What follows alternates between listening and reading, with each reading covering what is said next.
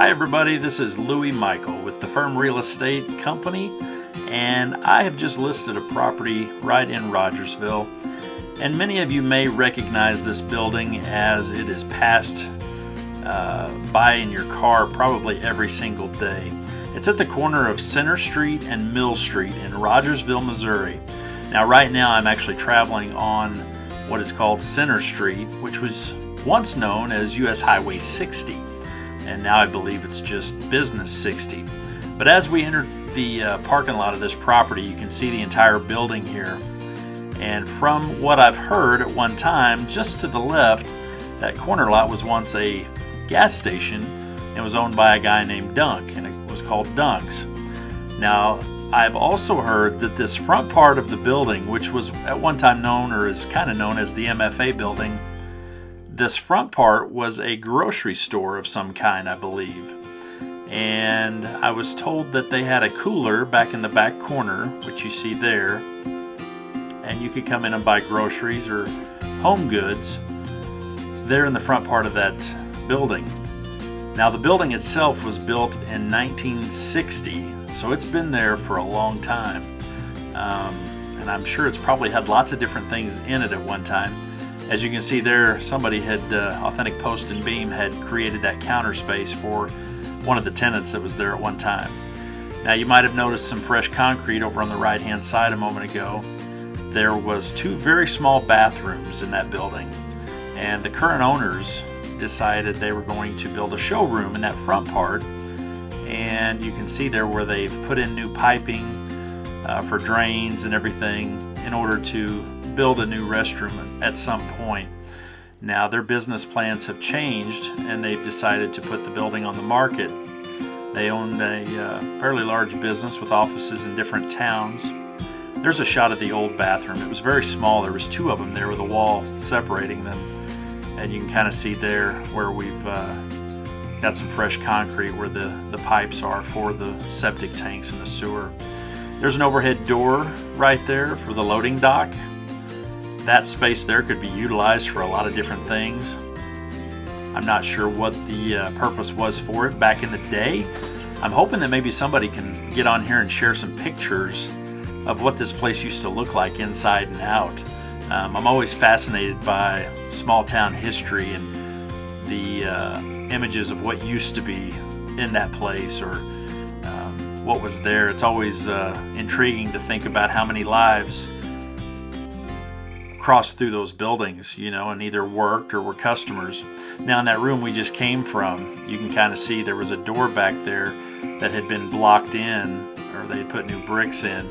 That at one time they could load and unload train cars. So there must have been a siding right behind the building at one time for rail cars. Now this is the main part of the warehouse. It does have a overhead door that you can lift up, and those doors, there's two of them that are about 6.5 foot tall. And there's the biggest one, I believe, is 8 foot tall. And there's a loading dock outside. But this is the main warehouse floor, and you can see down below there's hardwood floors all throughout the building just about. Here's a freight elevator, that operates still today to where you can take things down into the basement. Right now we're looking at the far east part of the building. This is kind of a separated little warehouse area, and it's got windows on the end there that open. And we'll take a look out the window here. You can see on the east side of the building where there is a creek down below, and we've cleaned it up. We've put a retaining wall and done a little backfill. That part does not flood, and it's actually, the building's built over a creek, but you can see here where there was a siding at one time that was right up next to the building. There was probably 2 or 3 tracks. I'm told the trains used to stop there quite often. But this building's really unique. It's really neat. There you see the freight elevator again. We're walking past it. But there's all hardwood floors throughout this part of the warehouse. And when you walk through it, you don't even hear a creak. It just sounds incredible. And speaking of creeks, what I was saying a moment ago, that creek actually runs underneath the building from across the road, and then it runs out behind the tracks and under the tracks. So they built that building on top of that little spillway, or that little wet weather creek. Now here we're looking at a little kind of the middle of the building there where there is another dock door, overhead door, and now we're going to go down the stairs to the basement. Now you can access the basement either through these stairs, through this opening here, or the freight elevator. And the freight elevator is still operational. Now when we get down to the basement, you see a lot of support for the entire building. You think about it, there was probably a lot of weight on those floors at one time with all the feed and grain.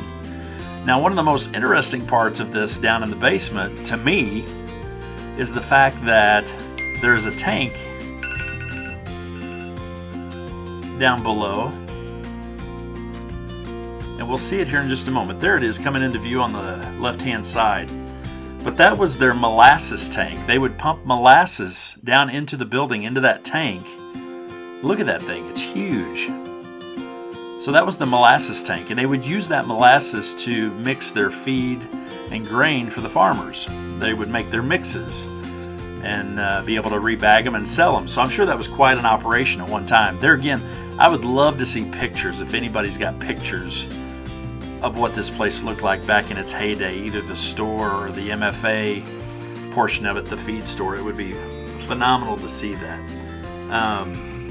So we're going to go back out of the basement here. There's the end of that tank. As you can see, the tops of the tank on both ends, the top is rusted completely through. So that thing had to be placed in there before they built that building, or while they were building it. It's pretty amazing. There's another part of the basement there. Now we're going to make our way back up to the top. But if you have any pictures or anything that you might be able to share, please do so. Leave it in the comments below. And it would be just a historical find. It would be really neat to have those pictures and be able to share with the community if you do have those. Anyway, I hope you enjoyed the tour of the old MFA building in Rogersville, Missouri. Have a great day. Choose to live.